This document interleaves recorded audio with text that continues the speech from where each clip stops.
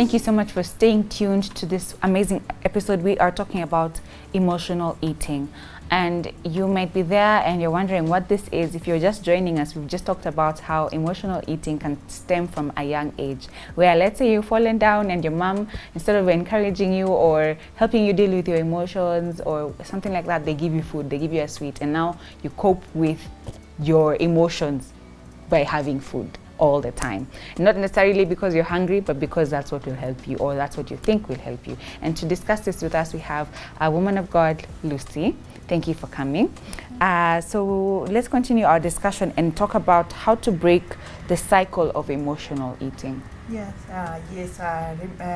first of all, how we can break our emotional eating is by first practicing the mindfulness. Yeah. What I mean by this is you be cautious on how you eat. Mm-hmm. You be cautious on how you're dealing with your food. Mm-hmm. So the best and something else is so acknowledging your emotions. Mm-hmm. When all these things come, what do you do? Yeah. So what happens is you can do the journaling. Mm-hmm. When you feel like the emotions are just too much Wow, with that's you, a good idea. you can do journaling. You can also practice something called 3-3 rule. Mm-hmm. The 3-3 rule is you can maybe touch on something that you see near you. You can touch the three things that you can see, look at the three things that you see, and you can also try to listen to the three things that you hear. Though that will help to distract your thoughts so that you can now bump it to what Mm-hmm. your mind was telling you to do. Yeah. Yes. So journaling Yes. and the 3-3 rule. Yes, journaling is part of your 3-3 rule. Oh, is okay. practicing the mindfulness. Oh, okay. Work like you can have a food diary. The food Ah. diary is now to start, like nowadays there are so many journals out here. Mm-hmm. They are even asking you how many glasses of water did Have you you take. oh, wow. Yes, have you taken? Yeah. So such things will Mhm, help mhm. you, yeah, to keep track of you Yeah. eating. Let me ask, this is a bit we're deviating a bit. Do you think it's possible for someone who has emotional eating to go on a diet? Is it possible for them? Actually, Uh-huh. for those who does the diet thing, Mhm. they're the one who falls fast Really? to the emotional That's eating. quite interesting. Yes, Tell us because about that. now what will be happening is that what you're restricted from is the big chunk of ugali, the big chunk of githeri. So what you run to first of all is what? A snack. Is a snack. Mm. You end up, because now you're hungry, and also there is something happening in your mind. Yeah. You end up doing what? Eating the entire cake. Yeah. Yes. Wow. So you have to be very careful when you're on a diet. Definitely. Wow, interesting. That's why actually the journaling and also the mindfulness is very Is important. Yes. What are some of the foods commonly associated with Aha. emotional eating? It's those, they are the junk food, definitely. Yeah. But mostly there will be those sugary, Mm. salty, and the fatty foods. Mhm. Yes. Why can't it just be a healthy food like an apple? Hiyo si umezoea tu uko nayo. And I mean- again, it won't ask you for something that you've always been having. Yeah. Yes. Okay. Yeah. That's why Wow. we said there are three components of mind. Mm. So if id wins, which is now the id is the one that asks for the gratification. Mhm. If it wins, if it surpasses the ego, Mhm. which the ego is the reality now. Yeah, I'm here eating. Mm. If, you will definitely eat. Mhm. And now again, the super ego, it's the one now to tell you, are you doing the right thing? You and all these two, they are surpassed by Yeah. the id, which Mm. is we want to be gratified. Okay. Yes. Now, before we talk about some self-help tools we can use, maybe you can tell us about professional help. Are there people who can help? People who are in this kind of situation? The self-help, yes, they are there. Mhm. You can have a support Yeah, system yeah. from your home, can be your brother, can be your Yeah. sister, can be your sibling, Mhm. can be your friend. Mhm. And also, you can also do it yourself Yes. Tell through us the about that. self-affirmations. Okay. You tell yourself, yes, I'm worthy, I am fearfully and wonderfully made. You know, you practice these things. Here comes again the journaling. Yes. Those are the self-help Mhm. that you can deal with. Okay, there are other many, but these are the closer ones that Mhm. you can really tackle Mhm. when you're in such a situation. Okay. Yes. Now, let's say I'm having emotional eating disorder. Emotional, tumeita nini? Emotional eating. It's not a disorder. It's not a disorder. Yes. But let's say I'm an emotional eater, and I'm in a house with someone who's constantly just enabling me, buying me whatever I want. What kind of support should I get from such a person? First of all, you need to come to self-realization. Yeah. Remember now, this is a social influence. You also need to keep track of yourself. Okay. When you're asking for them, are you asking for you to satisfy your hunger, or are you asking them to hide some emotions? Yes. But Sasa, as a person who let's say I'm living with someone who has this emotional eating. How am I supposed to help them? Or you yourself. Yes. You first of all, that's why I said you are the support system. Yes. You need to make them aware Uh-huh. that this is happening. Yeah. You also need to look for ways on how to handle this together with the person, and that's when I said you can keep that food diary. You if especially if they are men that maybe wants to build up, or he wants to do something, you need to show them, no, jana ulikula this. Okay, you can actually start doing them yourself before now they start accepting it and working on them. Is it possible for an emotional eater to not know the extent of their eating? Yes, of course. Wow. Yes.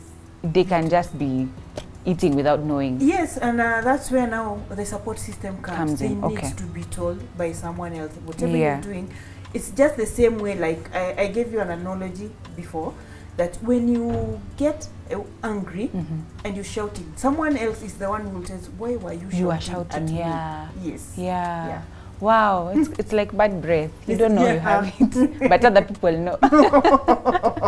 And you yourself, you're very comfortable. Yeah. I think maybe you will start noticing when you're gaining weight and you're like, oh wait, something's happening. Yeah, that's where I said now the shame starts coming in, because now the reality part of it has come. Yeah. Yes. Yeah. Wow. What is the importance of self-compassion? Well, first of all, is to learn how to control your emotions. Yeah. You need to learn how to control your emotions. Also building your resilience, the bouncing back, and also being assertive on how you make your decisions. You need to be assertive. Yes. I like that, especially for people who are emotional eaters. If you're not assertive, if you don't have that trait, you can go to extremes. Definitely. Yeah. And now it will bring you back to the health condition. Talk to us about setting boundaries for yourself. Okay. Well, okay. Because when you realize you're an emotional eater, boundaries is a must. Yes. Yeah. Now, first of all, the first key is you being assertive. Yeah. How do you make your decision? If now I feel, yes, this is happening to me. When I'm angry, I really feel. Or when I'm bored, it's not only when you're angry. When you're bored, you will think of now watching the TV. And you feel, when I'm watching the TV, as Lucy, I still not haingi, there's something missing. Only because I am, maybe there's something happening to me. I'm stressed, let's say. So I'll go get a pack of popcorns. I will tell myself, because it's almost lunch hour, I'll just get a handful of it. Yeah, and then I end up having the entire kg or even another one. Maybe in economy as a whole week, I end up finishing them. So how do you set your boundaries? First of all, you need to be aware of your emotions. When you are aware of your emotions, it's now possible for you to set boundaries, because now you know, if I am watching that movie, I can just get a handful and work on myself. Yes. You know, that has reminded me that this could actually also affect your finances. Definitely. Because I don't have emotional eating, but when I'm hungry and I'm in the supermarket, I tend to buy more. Because I'm hungry, I'm like, oh, I need to buy so that I can eat later, I can imagine if you're stressed and you're an emotional eater and you're in the supermarket, you're going to do the same thing, right? Yeah, because you even don't have control. You end up, when you're in the house now, this is what we call impulsive buying. Yeah. You're like, why did I? When you come to self-realization, you're like, why did I buy all this? Yes. Yeah. Or maybe this cash was for, I'll buy for shopping, and this other one I'll do something. Some snacks. Maybe I'll go and even the rest of the cash I'll go to the market. You Yes. end up, all the cash that you had, you bought the Stuff. Yeah. Wow. Be careful out there. Not only affects your health, but also affects your finances. Yes, of Now, course. you mentioned to me earlier that emotional eating is not a disorder. Yes. Please explain that. First of all, I want everybody to know Mm-hmm. that the study shows 75% of our eating Mm-hmm. is emotional eating. Wow. Yes. Not because it's lunchtime? For example, let's say you're just somewhere Mm-hmm. seated and you're waiting for someone. Mm-hmm. Let me eat this cake. And then when you are going like this, you end up finding like a fruit. Tena uchukue. Then, so it's not something that is wrong. Wow. What happens, what matters is how you handle Handle it. that habit. How are you aware of what is happening to you? So emotional eating, I would want to make it clear, is that it's not a disorder. Okay. Emotional eating is a symptom of eating disorder. It Okay. can be bulimia, it can be what do you call this? The eating that, sorry. It's okay. been away. I know there's anorexia. That's the one I know. Yes, there's Yes. anorexia. There's also, like we just said, there's binge eating. There's binge. Oh, binge eating is a disorder. Yes, binge eating is a disorder. Hey. For real? Yes, actually it's the highest symptom. Emotional eating is It's the the highest highest symptom for of- binge eating. Wow. Yes. Oh, wow. I didn't know that. Binge eating is actually a disorder. Yes, it's a disorder. Okay, I'm not a binge eater, but Okay, what happens? Okay, we just not affirm to ourselves that it's when you eat, when you're doing all this, that you binge, when you're doing binge eating, you have a disorder. Yeah. No, there are clinical tests that are Had- normally handled okay. for you to be affirmed or to be announced yeah. that you have this eating okay. disorder. Okay, that So makes sense. people should not be worried. Yes, out there stop because I diagnosing did this. themselves. Yes. Don't diagnose yourself. Yes, don't There are some diagnose tests you yourself. can take. Yes. Okay, before you do your parting shot, you've said that 75% of our eating is emotional eating. And mimi nimejiambia hapo, I'm not an emotional eater. I could be now an emotional eater because when you're waiting for someone, it's true. I may decide to just enter a hotel somewhere, grab something, snack, and go. Maybe you can tell us, has this ever affected you?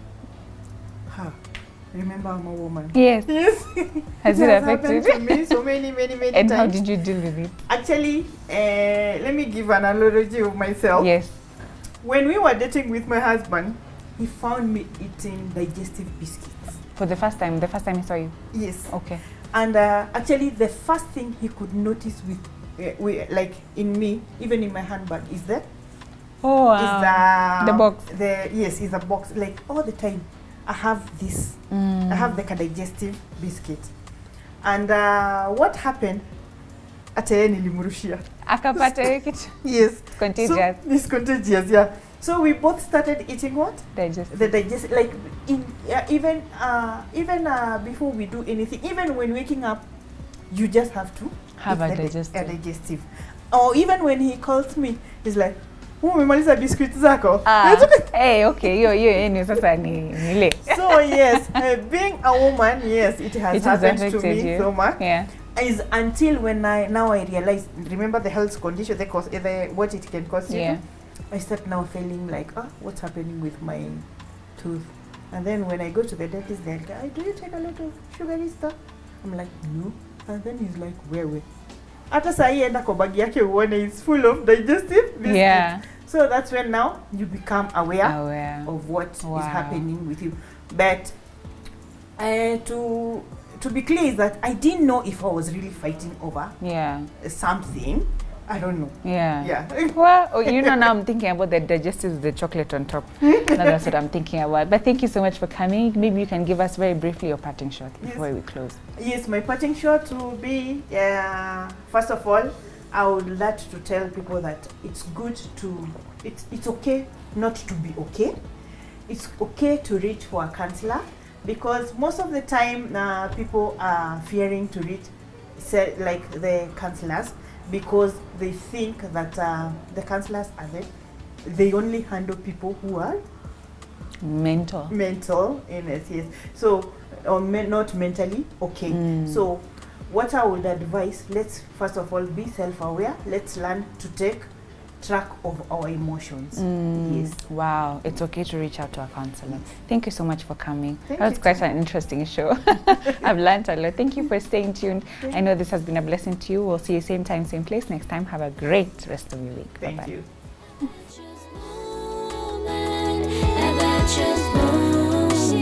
She's a virtuous woman.